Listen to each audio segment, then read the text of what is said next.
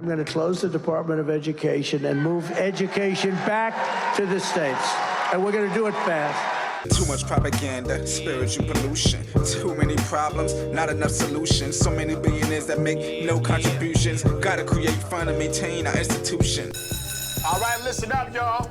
Greetings, everybody. This is another episode of All Things Education Official. I'm your host and educator, DrAbdullah, giving you educational news from a foundational Black American man's perspective. If you like what you're seeing, you like what you're hearing, please subscribe, comment, like, and share. If you appreciate the work, go to the About section and buy us a cup of coffee. We'll greatly appreciate it. If you like what you're hearing and you want to keep up to date, please follow our social media at Facebook, Instagram, TikTok, Rumble, LinkedIn, and X. Today, we're going to delve into Project 2025 and its mandate for the Department of Education. I always say I'm going to slow walk stuff and I end up speeding through it, but with this one, man, I just got to really have a conversation with the brothers and sisters out here who are interested in education and help to give a different perspective on this statement made by President-elect Donald Trump and his desire to dismantle the Department of Education. But before we actually get to that, I think what needs to be done is we need to start talking about some of the things that the Department of Education has done and has not done and what their role is. So in order to give you a better understanding of my perspective on it as an educator, a current educator, not a retired one, not former, we're talking right now, doing the work every day, 5 days a week, 6 days a week, 7 days a week, depending upon the week. We're going to go ahead and we're going to talk about our first issue, which go into clip one. Let's talk about the function of the Department of Education. Let's roll that first clip. The U.S. Department of Education, the smallest of the cabinet-level agencies, has more than 4,400 employees and a budget of $79 billion. Education is mostly a state and local issue, but what the Department of Education does is pretty important. The department handles Title I funding for high-poverty K-12 schools and IDEA funding for students with disabilities. At the higher ed level, it distributes federal student aid, including loans and Pell Grants. The Office for Civil Rights enforces laws like Title IX, protecting against gender-based discrimination. It's fighting for equity, a focus on excellence, and really driving and scaling innovation. Those are three roles I think are critically important. I think that was a pretty good breakdown. I think that discussing and learning about what the Department of Education does currently or what it's supposed to do, and I think that's very, very important. We start talking about what it's supposed to do as opposed to what it actually does, because I'm in the trenches right now, and a lot of the stuff that he's talking about does not actually get done. It's theoretical, it's on paper, but we don't see it in the schools. My current school is a charter, so as in a charter school, which is a school of choice, which I do promote, we actually have more access to our funds. We can do more with it, so we get more done. But those things aren't readily seen in district schools or in city schools and local school districts. So let's talk about the IDEA, Individuals Disabilities Education Act, and the special needs and the provisions that will or will not be provided in the event that there is a dismantling of the Department of Education. Let's roll that second clip. Let's take IDEA very specifically, children with special needs. As you know, historically, those children were actually denied access to going to public schools. And it took the federal government to come in and provide access to children with special needs. There are over 7.5 million children with special needs that receive billions of dollars of additional funding from the U.S. Department of Education. And guess what? You want accountability for those resources. As you see that we are servicing millions of people, millions of young people in education, has its own civil rights component to it. It has its gender policy all meshed in there. And there are a lot of, I want to say, allowances for those students. And that's very, very important. I think a lot of people don't even know that when you have an IEP, if you're special education, you are considered an individual with a disability. So the IDEA does help to maintain some of the policies put in place for those individuals with disabilities, be it physical, mental, verbal, any of those things. They're covered by the IDEA. But let's move on to clip number 3, and where Superintendent Walters of Oklahoma, he discussed how education should be shifted to the states. Let's roll that third clip. Superintendent Walters says school accountability should shift from the federal government to parents. There's nobody who loves their child more or who cares more about their child than their mom and dad. So the more that we empower them through school choice, through transparency and accountability measures, what you're gonna see is all schools are gonna get better. This is when we start getting to the meat of the discussion. What parents, what families, what the community wants and needs. Right now, we're looking at this large monster of a department, and we're talking about what children want and need. Well, I can guarantee you that no one, and I mean no one, asks us. I have been in education for 20 plus years, and I have yet to even have done a survey asking what myself or my colleagues want as educators for our children. I don't remember any parent ever asking me, hey, can you help me with this survey? I got a survey from the Fed or the state asking me what I wanted. It's not that way. And I don't know if people think that, or when they want to raise up in arms, oh, they're going to get rid of the Department of Education. Who do you know at the Department of Education? I don't think you know. I don't know anyone. I don't. Maybe you do and I don't, and I'm just missing phone calls, text messages, or emails, but I don't know anybody in the Department of Education that's going to tell me, hey, what you think is important. That's not how that works. So let's go on to final clip number 4 and what it would actually take to actually get rid of the Department of Education and what it looks like under which type of abolishment. So let's roll that 4th clip. It would take an act of Congress to dismantle the department or to get rid of any of the programs written into federal law.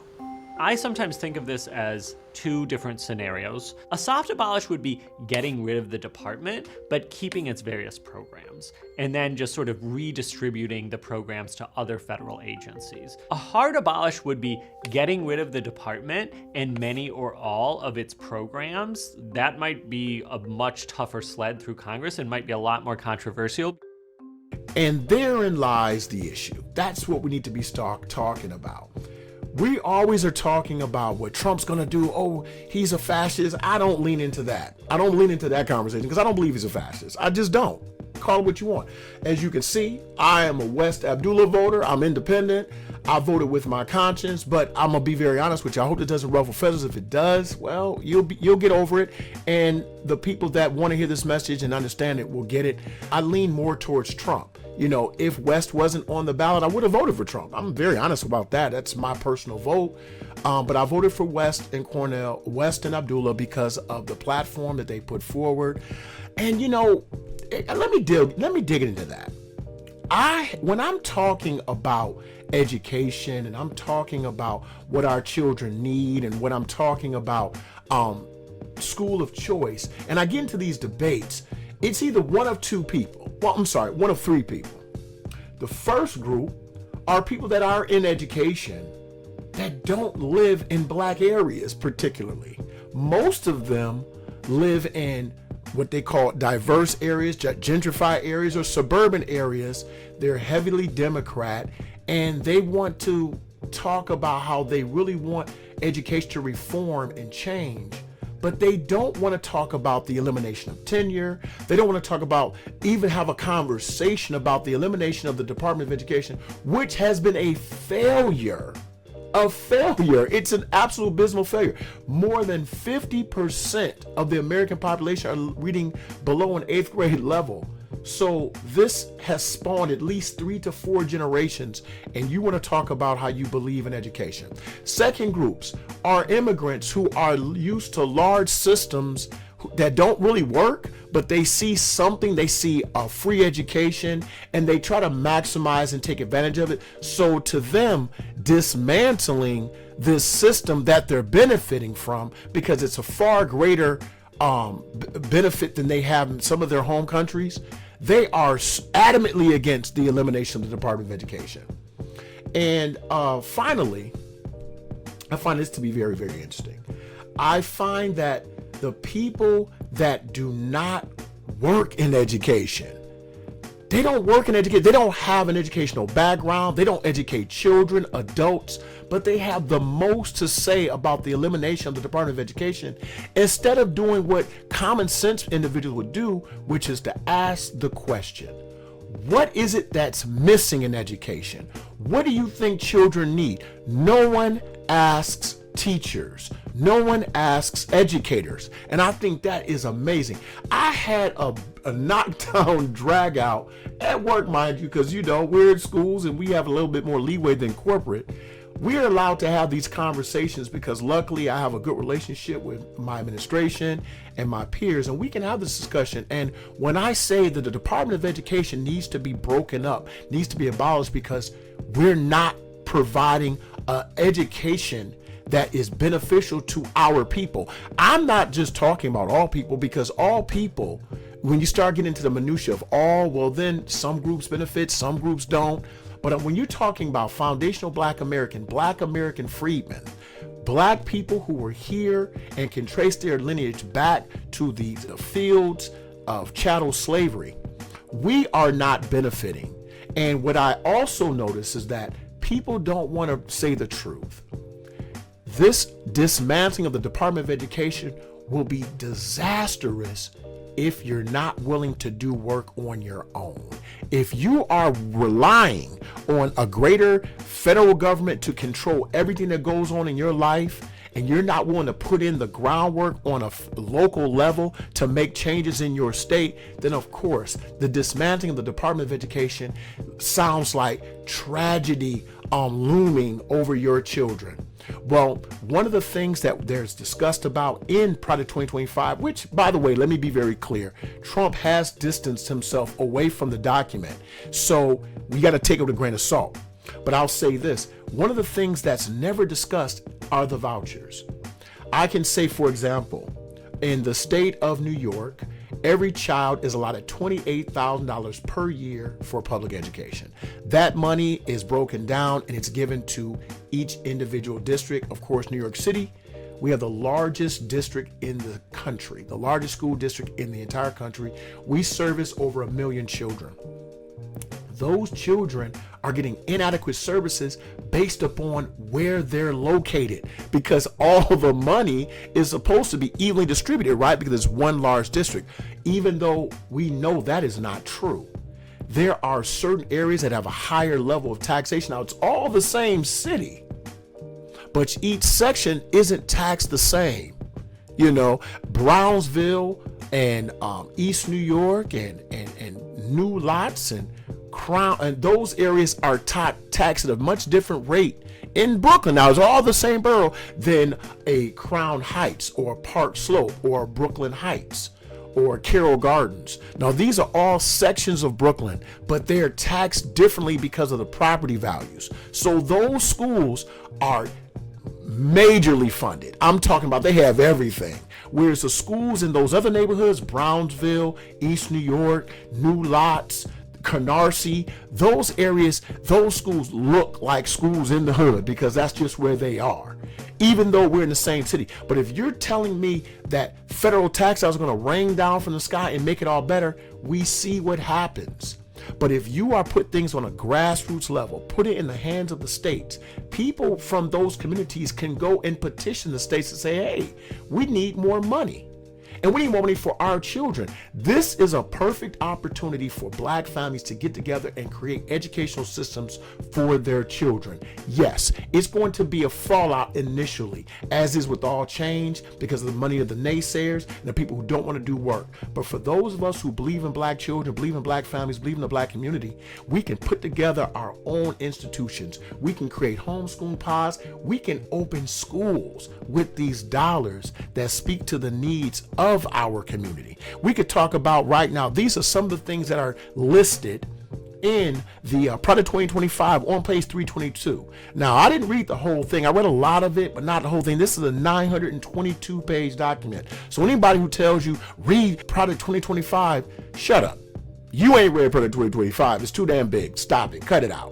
Unless you're a political analyst. But on page 322, the mandate for leadership, the conservative promise, it says they believe that as the next administration executes its work, it should be guided by a few core principles, including advancing education freedom, providing education choice for federal children, which means, let me deal with that. Congress has a special responsibility to children who are connected to military families who live in the District of Columbia who are members of sovereign tribes. Now, they also say restoring state and local control over education funding, treating taxpayers like investors in federal student aid, and protecting the federal student loan portfolio from predatory politicians. Also, safeguarding civil rights. I think that a soft abolishment, as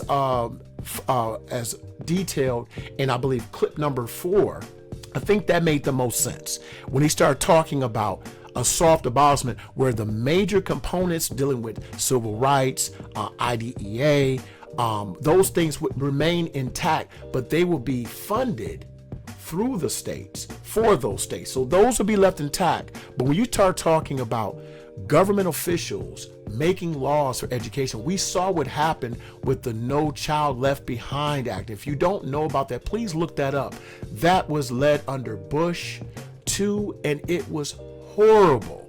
We're still reeling from the negative effects of No Child Left Behind. So once a year, some new initiatives before. I remember when No Child Left Behind was dropped in our laps and we were told, hey, this, you got to go ahead and roll with this. Common Core, all this stuff. It was horrible and no one learned. You were teaching to the test, and that's what they're doing today. And these tests that they take, they're strictly to ensure that more money is given to the states, and it's all top heavy, man. I'm telling you. Anybody who tells you you can't make money in education, I don't know what state they live in. It would depend on your state. But I don't know, and this is honest, I don't know any teacher who's worked more than 10 years who doesn't make 6 figures. So that's not true. But we need to go further into that conversation, talk about the economy, because 6 figures isn't what it used to be. But educators make really good money depending on their state and their city. So that myth needs to be applied only to those certain states. Maybe if you go to the South, maybe West. I don't think so in the West because they have a higher cost of living. But all of the myths about education and how good it's going and how great we have it, we need to dispel those. And we need to really have a conversation as the Black community, what we should be doing to help our children grow in education.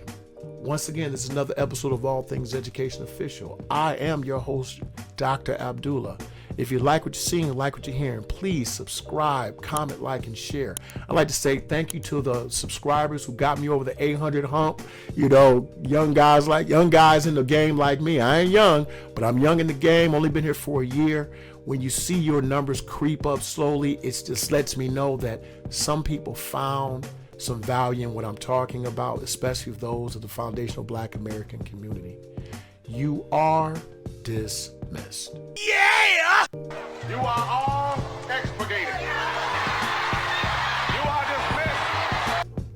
Too much propaganda, spiritual pollution. Too many problems, not enough solutions. So many billionaires that make no contributions. Gotta create fund and maintain our institutions. Word to the masses, our government is backwards. Only thing I've learned is what a barrel and a crab is. Deploying all these tactics to keep us all distracted. Scrolling on our gadgets and we scroll right past it. While we caught up in the fashion, they sitting back laughing. This education we're lacking, all the laws they be passing.